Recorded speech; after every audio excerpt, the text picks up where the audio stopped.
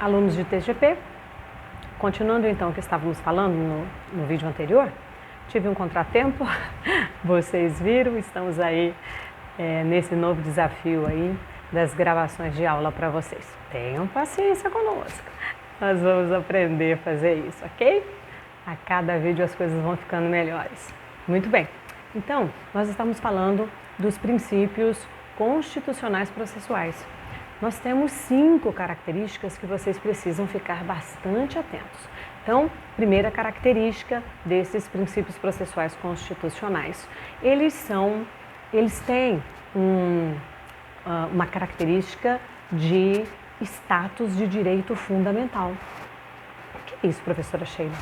Significa o quê? Significa que quando eu estou diante de um caso concreto e eu olho lá um ato processual praticado de forma isoladamente, analisado de forma isoladamente, como já aprendemos, e eu percebo a existência de um princípio processual constitucional ferido, por ele ter esse status de direito fundamental, o que acontece com esse ato processual? Ele é nulo. Olha a importância disso. Significa então que esse ato vai morrer. Eu trago um exemplo fácil para você entender. Imagine um paciente que está com uma doença muito grave e vai para dentro de uma UTI. Esse paciente, ele pode falecer, não é mesmo? Mas ele pode receber uma medicação e sair de lá com vida. Mas aqui, nessa situação nossa, essa doença é extremamente grave. Então, por mais que ele receba uma medicação de última geração, se um princípio processual constitucional, essa é a doença, for percebida, não tem jeito. O diagnóstico é morte. Percebeu a importância do que estamos falando? Então, você precisa dominar os princípios processuais constitucionais, porque é uma arma extremamente poderosa que você vai utilizar contra a parte contrária. A segunda característica é que esses princípios processuais constitucionais são cláusulas pétreas. O que significa? Significa que, por estarem dentro da Constituição e terem essa característica, esses princípios não poderão desaparecer, eles não desaparecerão. Eles permanecerão ali na Constituição e não poderão ser removidos. E aí vem a terceira característica importantíssima para a gente. A aplicabilidade desse princípio é imediata.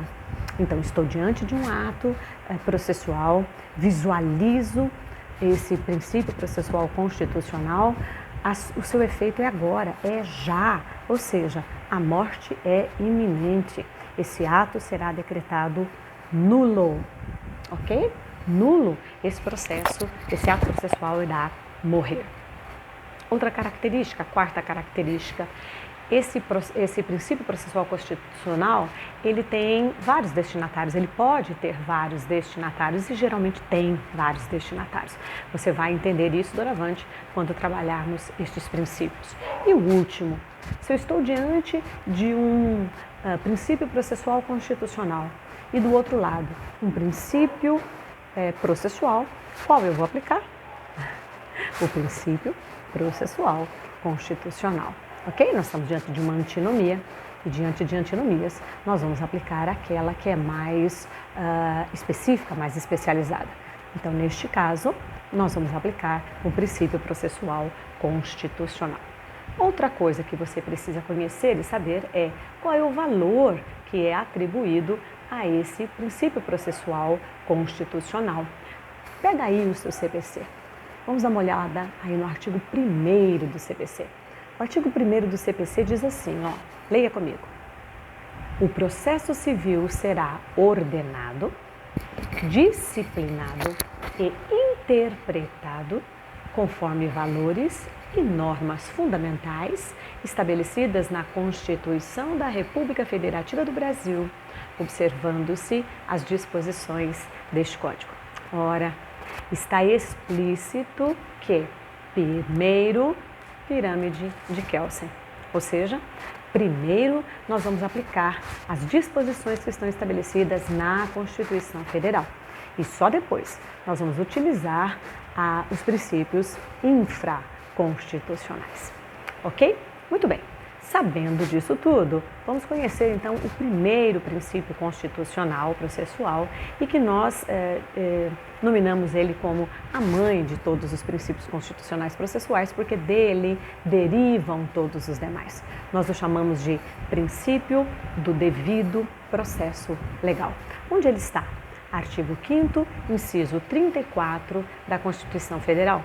E diz assim: ninguém será privado da sua liberdade ou de seus bens sem o devido processo legal. Veja que está explícito esse princípio na Constituição Federal. O que significa isso, professora? Significa que as pessoas, a sociedade, o cidadão, ele tem direito de levar a sua demanda para o Poder Judiciário sem